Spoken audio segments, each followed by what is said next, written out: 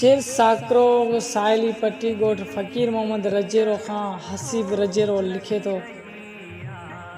Touch mobile जे online वारे दौर में अॼु बि शेरनि जे होटलनि में फिल्म ते वेही चांहि चुको पी वॾा ट्रैक ॾींदड़ इंसान पुराणे फन में आबाद रहे थो। लव मैरिज जे बदिलजंदड़ दौर में ज़मीर औरत खे आज़ाद जा पूरा हक़ ॾेई छॾिया आहिनि, पर इज़त जो घराओ खाई जीअंदड़ नियाणी अॼु बि पीउ जे भरम रखी सुर्ख कफन में 4 लुड़क लिकाए रुख़सत थिए पई। चाइना जी चटन टकन वारे फटफटे हर फैमिली जे मेंबर ते थी आहे, पर अञा बि किथ ग़रीब जूं नियाणियूं सवारी न हूंदे रलियुनि जे झोलियुनि में ॿेराड़ी जे दाइन वटां सूर खाई मरियो वञनि।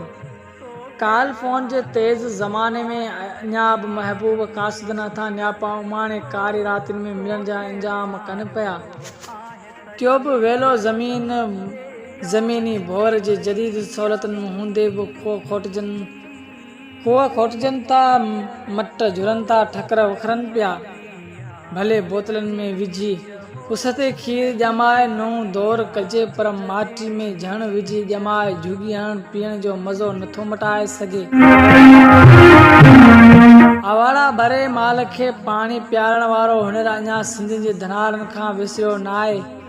बेनज़ीर इनकम सपोर्ट ग़रीबनि जी मदद त ज़रूरु कई आहे, पर खरे ते बुक झले बीहंदड़ ॿार हुकूमत खे हाल सारो ॿुधाइनि था त ॾे त भले मालिक ॾे। अवां जूं इमदादूं गुरबतनि जूं फड़ाटनि ते चतियूं नथियूं थी सघनि।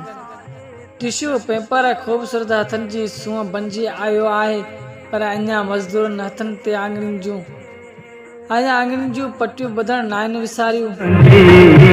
कैलकुलेटर चंद सेकंडनि में मिलियन खे मिलाए विराए त सघे थो, पर हारे अॼु बि हथ आङिरियुनि ते हिसाब करे ज़मींदारनि खां चोथो हिसो वठनि था।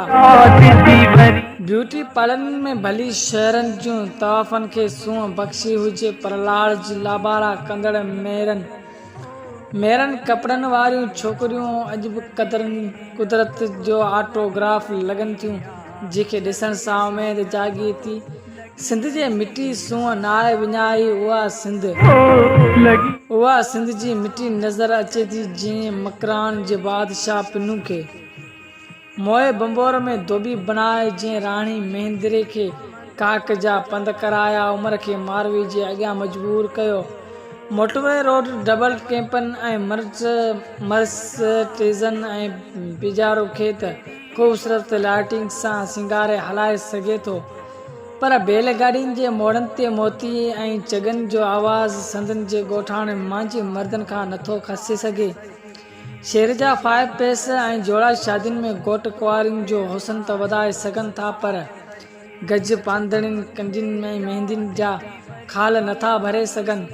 दौर भली बदिलाए आणे, पर सिंध जंद महबूब माण्हू साॻी रस्मनि सां जुड़िया रहंदा आहिनि। हा, साॻियां ई जुड़िया रहंदा आहिनि।